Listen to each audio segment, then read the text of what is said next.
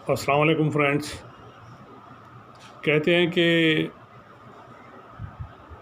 मुफक्किर की नज़र अगली नस्ल पर होती है और सियासतदान की नज़र अगले इलेक्शंस पर होती है। यही कुछ कोरोना वायरस के सिलसिले में पूरी दुनिया में हम देख रहे हैं। राइटर को इंटरव्यू देते हुए डोनाल्ड ट्रंप ने कहा कि ये कोरोना वायरस मेरे अगले इलेक्शन पे असर अंदाज होने के लिए चाइना की साजिश है।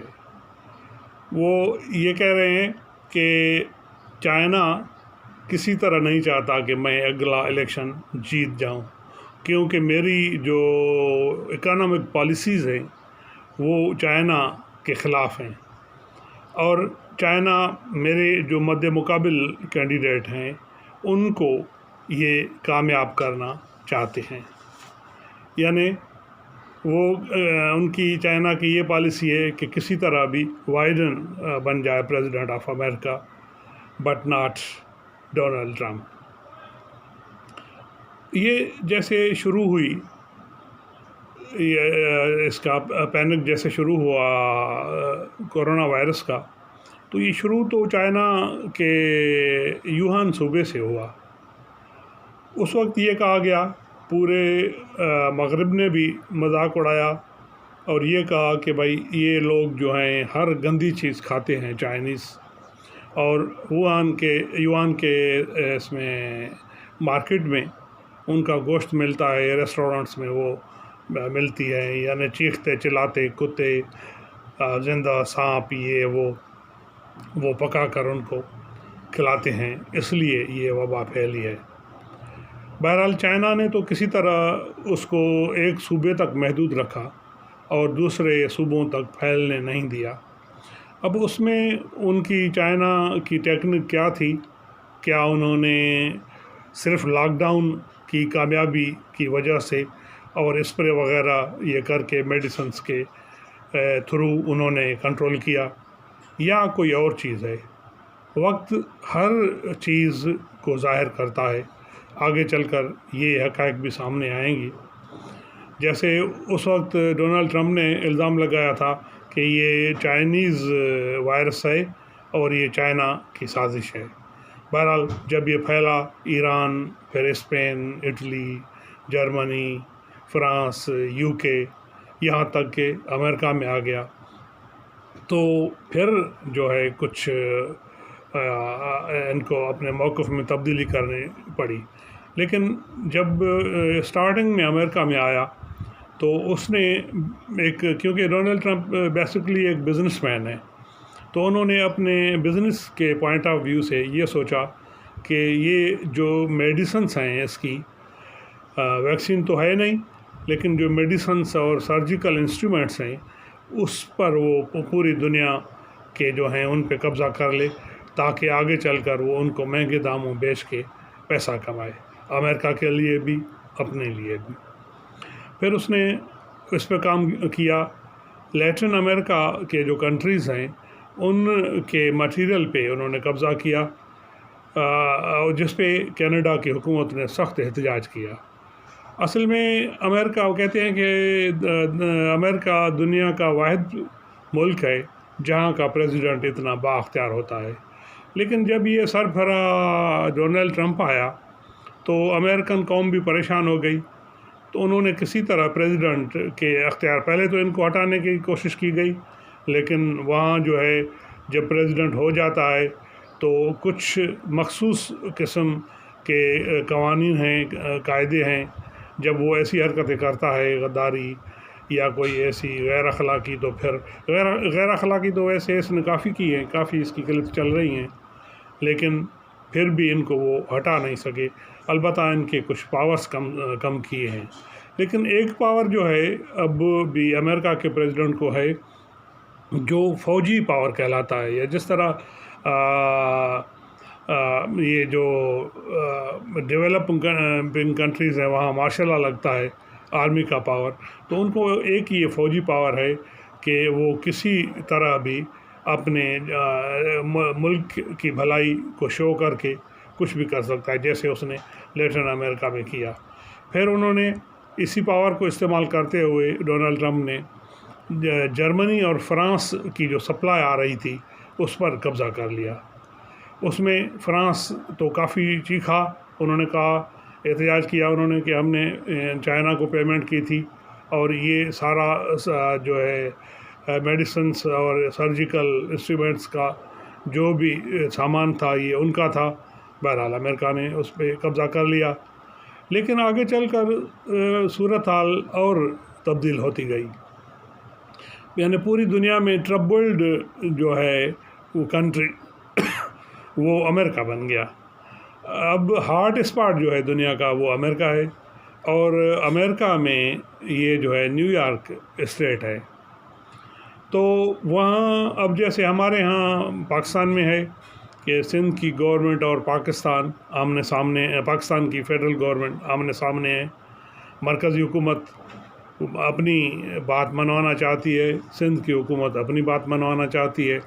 تو اسی ٹگ آف وار میں یہاں تک کہ اب گورنر رول کی باتیں بھی ہو نکلی ہیں، یہ بھی چلی ہیں۔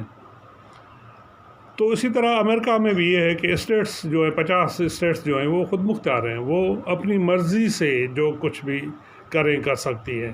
یہاں تو 18ویں ترمیم میں پاکستان میں پروونسز کو کچھ زیادہ حقوق ملے، لیکن وہاں تو پہلے صدیوں سے وہاں کی اسٹیٹس جو ہیں وہ آزاد ہیں۔ تو ڈونلڈ ٹرمپ پہ وہاں کافی جو ہے تنقید ہوتی رہی۔ وہاں کے جو جارجیا تھے میئر نیو یارک کے، اس نے یہاں تک تنقید کی ان پہ ڈونلڈ ٹرمپ پہ کہ ڈونلڈ ٹرمپ نے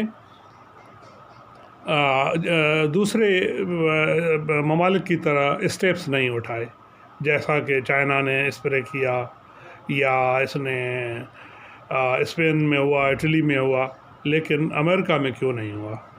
پھر وہاں کے جو نیو یارک کے گورنر ہیں وہ ہر بات پہ تقریباً ان کا ڈونلڈ ٹرمپ پہ ٹسل ہوتا ہے، اور دونوں کی پالیسیز ڈفرینس ہیں، ایک دوسرے پر وہ تنقید کرتے رہتے ہیں، لیکن پریزیڈنٹ پھر بھی پاورفل ہے تو ان کی چلتی ہے۔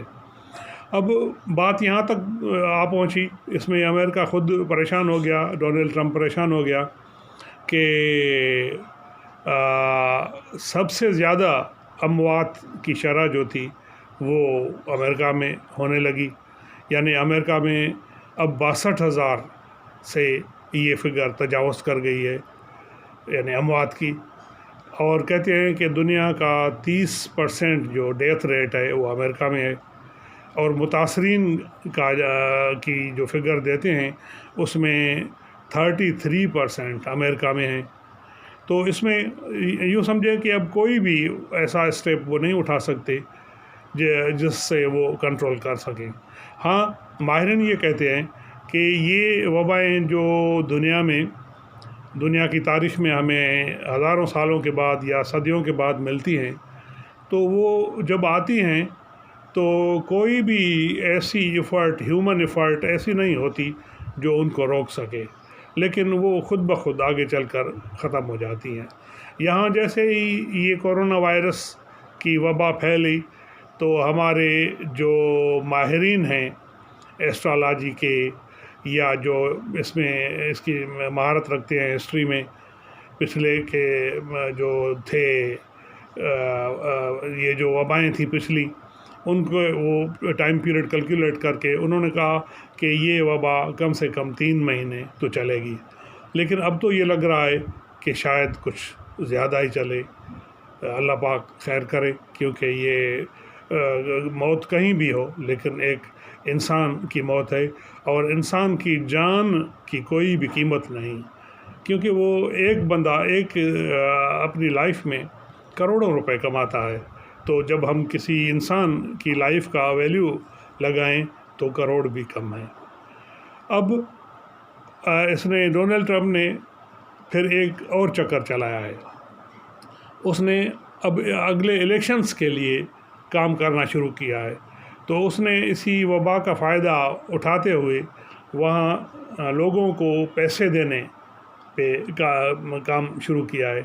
کہ وہاں کے جو لوگ ہیں ان کو 80 ملین لوگوں کے لیے اس نے وہ کچھ پالیسیز بنائی ہے کہ ہیلتھ کے سلسلے میں ہر فرد کو ہم $1200 دیں گے اور $2400 ان لوگوں کو دیں گے جو ٹیکس پیئرس ہیں. کچھ اور اسکیمیں اس نے انٹروڈیوس کی ہیں کہ میں امریکہ کے ہی پیسے سے اپنا امیج بنا لوں تاکہ میں اگلا الیکشن جیت جاؤں. کیونکہ انسانی حرص ہوتی ہے، جب ان کو ایک چیز ملتی ہے تو پھر اس کی حرص اور بڑھتی ہے. تو اس نے اپنے پاگل پن دماغ کے ساتھ بھی اتنا امریکہ کو اور امریکن امیج کو نقصان پہنچایا، پھر بھی وہ اگلے الیکشن کے حرص میں ہے.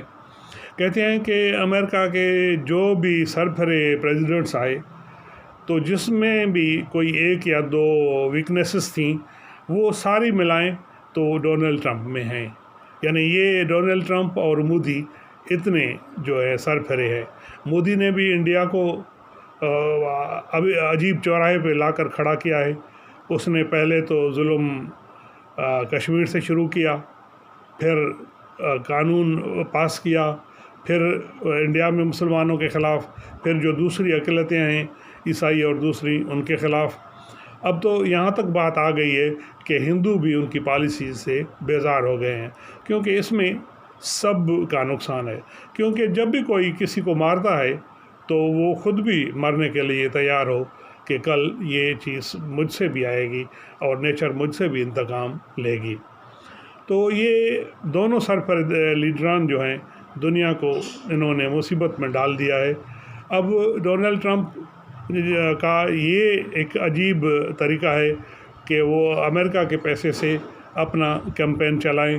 اس نے اپنی بیوی کو فیملیز، لیڈیز اور بچوں پہ لگا دیا ہے. وہاں اس نے ایک شروع کی ہے آئی گارجین پروجیکٹ شروع کیا ہے، جس میں وہ کہتی ہے کہ یہ جو ڈسٹنس لرننگ ہے بچوں کی، گھر بیٹھے تعلیم کا حصول تھرو انٹرنیٹ، اس پہ وہ فیملیز کو ملتی ہے اور ان کو گائیڈ کرتی ہے لیڈیز کو کہ آپ اپنے بچوں پہ نظر رکھیں تاکہ وہ انٹرنیٹ کا مس یوز نہ کریں، جس سے وہ آگے چل کر گمراہ ہو جائیں یا وہ کسی تباہی کی طرف جائیں. تو اس طرح پھر مختلف اسکیمیں انٹروڈیوس کر رہی ہے وہ بھی بچوں کے لیے، خواتین کے لیے، تاکہ وہ اپنا اگلا الیکشن جیت جائے. یہ حرص جو ہے یہ بہت خطرناک ہے. جیسے ہٹلر کا حرص تھا دنیا کو رول کرنے کا، تو برٹرینڈ رسل نے کہا تھا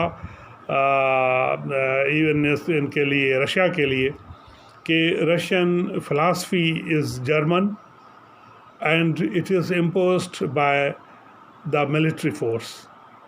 تو آپ نے دیکھا کہ رشیا کا بھی کیا انجام ہوا. اب شاید باری امریکہ کی ہے. بہرحال یہ قدرت کے فیصلے ہیں. جب اللہ پاک جس کا زوال چاہے تو مالک کے آگے تو وہ ایک معمولی بات ہے. جس نے اتنی خوبصورت کائنات بنائی، اتنا کچھ ہے کہ انسان کا دماغ سوچتے سوچتے تھک جائے، لیکن قدرت کی حدیں وہ عبور خیالوں میں بھی نہیں کر سکتا. آپ کی بڑی مہربانی، آپ نے سنا. Thank you.